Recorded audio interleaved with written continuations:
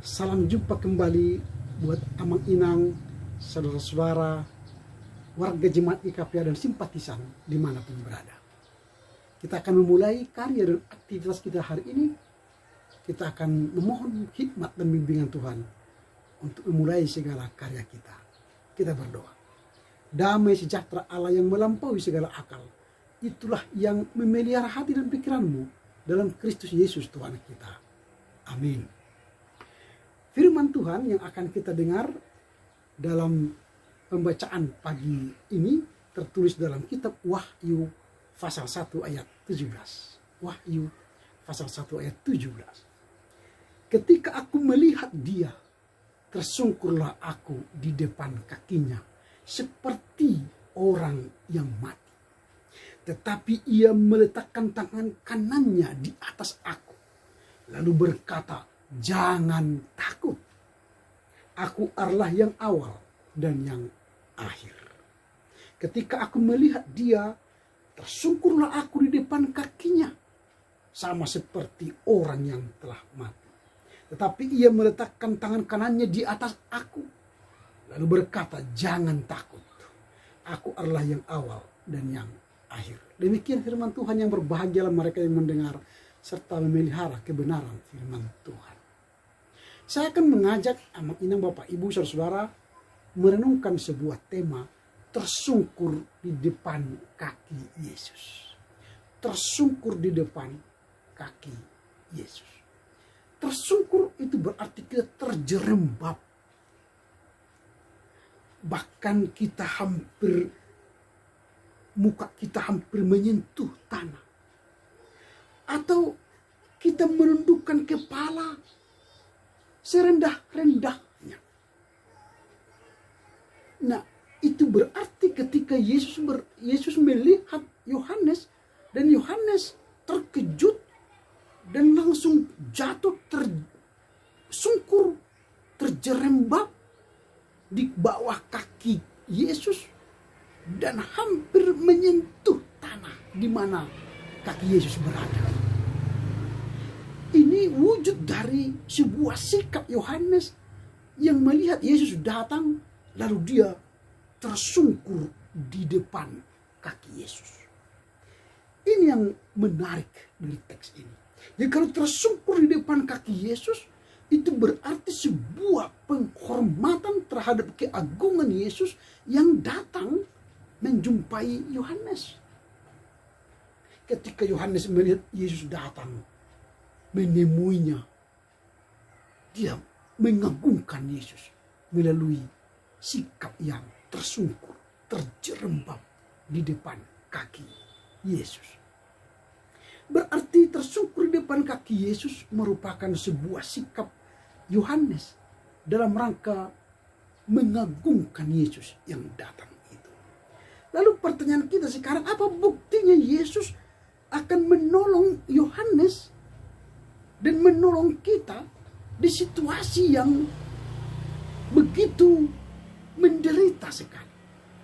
Ketika itu jemaat dianiaya, Yohanes melihat Yesus perlu datang untuk menolong orang-orang yang teraniaya itu. Lalu ternyata Yesus datang menolong mereka. Apa buktinya Yesus datang menolong orang yang dalam penderitaan itu? Jemaat atau orang percaya yang dianiaya itu. Apa buktinya Yesus datang menolong mereka? Ada beberapa bukti bahwa Yesus menolong mereka, atau secara khusus menolong Yohanes yang menderita itu, yang mengalami penganiayaan itu, karena dia terbuang di pulau Patmos kala itu karena memberitakan Injil. Yang pertama yang kita lihat ialah ketika Yohanes melihat Yesus, lalu dia tersungkur, terjerembab di atas, bahkan di bawah kaki Yesus. Itu menunjukkan dia sebenarnya sudah putus asa karena dia seperti orang mati. Tetapi ternyata Yesus datang menolongnya. Buktinya apa? Yang pertama, Yesus mengangkat tangan kanannya di atas kepala Yohanes. Tangan kanan Yesus itu berada di atas kepala Yohanes menyimbolkan bahwa Yesus yang datang itu mengangkat penderitaan, mengangkat pergumulan yang dihadapi Yohanes. Dengan demikian Yohanes bangkit dan mampu mengatasi penderitaannya, mampu mengatasi pergumulannya. Bagi kita sekarang mungkin ada banyak pergumulan kita, hampir mati. Lalu Yesus datang, lalu kita akan terjerembab, tersungkur di hadapan Yesus. Supaya apa? Supaya ketika kita menyerah di hadapan Yesus, maka Yesus akan menolong kita. Atau bahasa sederhana, ketika kita menyerah, angkat tangan di hadapan Yesus, maka Yesus turun tangan, mengangkat tangannya di atas kepala kita. Untuk apa? Menolong kita, menyelesaikan pergumulan kita, menolong kita melewati pandemi COVID-19, mengangkat kita dari penderitaan itu dan memberi kita kebahagiaan. Itu bukti yang pertama bahwa Yesus yang datang mengangkat, menolong Yohanes yang berada dalam penderitaan, dan sekarang menolong, mengangkat kita yang berada dalam pergumulan pandemi COVID, atau pergumulan ekonomi, atau pergumulan anak-anak, atau pergumulan keluarga, atau pergumulan istri dan suami. Tuhan mengangkat tangannya di atas kepala kita untuk menolong kita keluar dari pergumulan kita dan menyelesaikan persoalan kita. Itu sebabnya dekatlah dan sambutlah Yesus yang datang pada Advent yang kedua ini, supaya Yesus mengangkat tangannya di atas kepala kita. Itu yang pertama. Lalu yang kedua, apa bukti bahwa Yesus itu datang untuk menolong? Yang kedua, Yesus berkata, jangan takut. Artinya di tengah penderitaan yang banyak yang dihadapi oleh Yohanes di Pulau Patmos, ketika dia sudah tua dibuang ke Patmos, Yesus berkata, jangan takut. Ketakutan yang sering kita hadapi sekarang ialah kita menghadapi persoalan jasmania. Takut tidak punya makan, takut tidak punya rumah, takut tidak punya mobil, takut tidak punya jabatan, takut tidak punya masa depan. Atau mungkin di tengah pandemi COVID ini takut tidak punya dana untuk hidup. Gereja kehabisan dana, masyarakat kehabisan dana, dan kita ketakutan. Di tengah situasi seperti itu, Yesus datang berkata, jangan takut.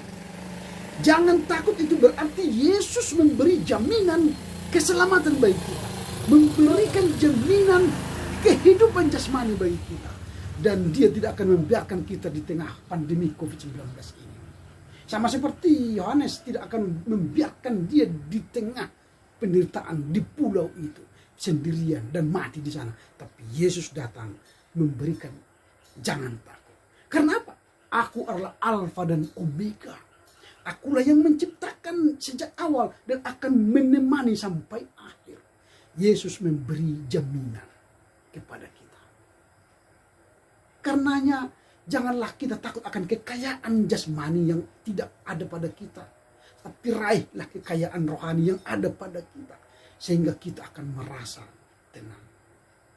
Dari firman Tuhan ini kita belajar bahwa Yesus yang sedang kita nantikan di masa-masa Advent ini hendak datang menolong kita, membawa kita kepada keselamatan kekal, memberi jaminan hidup bagi kita, dan memberi kelepasan, kelegaan bagi kita. Karena itu tersungkurlah di depan kaki Yesus, maka ia akan mengangkat tangannya di atas kepalamu untuk menolong engkau keluar dari persoalanmu, dan engkau akan selamat dan memperoleh hidup yang kekal. Tuhan memberkati dan selamat beraktivitas. Amin. Kita berdoa. Bapa dalam surga, kami bersyukur karena firman-Mu yang kami dengar hari ini mengajak kami untuk tersungkur di depan kaki Yesus, supaya kami memperoleh berkat. Tuhan Yesus mengangkat tangannya di kepala kami, dan Tuhan Yesus memberi jaminan kepada kami, jangan takut, karena Yesus adalah Alfa dan Omega yang akan menjamin kehidupan jasmani dan rohani kami kini sepanjang masa. Amin. Tuhan Yesus memberkati Bapak Ibu Saudara-saudara. Horas, horas, horas.